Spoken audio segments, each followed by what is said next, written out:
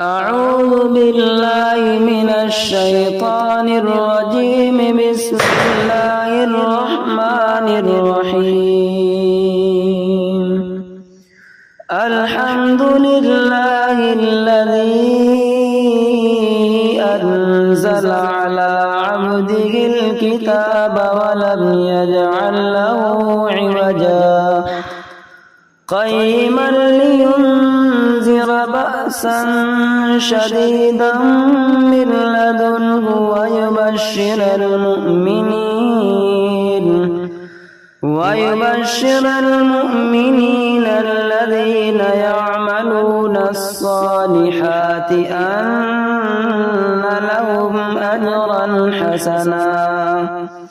ماكثين فيه أبدا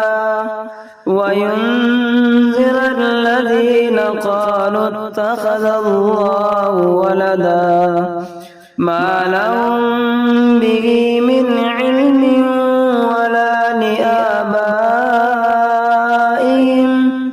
كبرت كلمة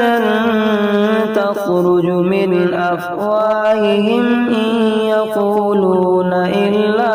كذبا فلعلك باخع نفسك على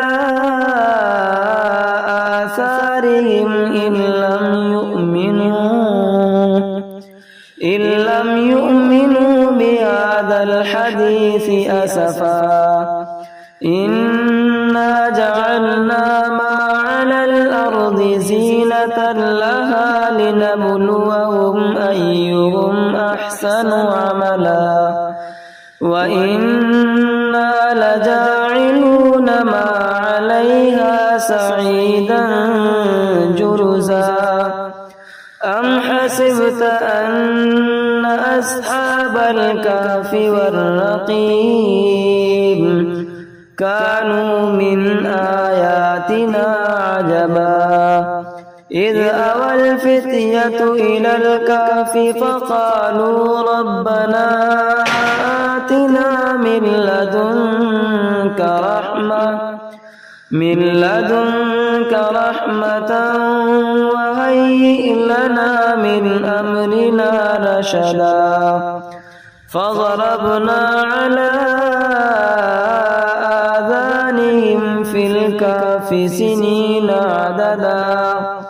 ثم بعثناهم لنعلم أي الحزبين أحصى لما لبثوا أمدا.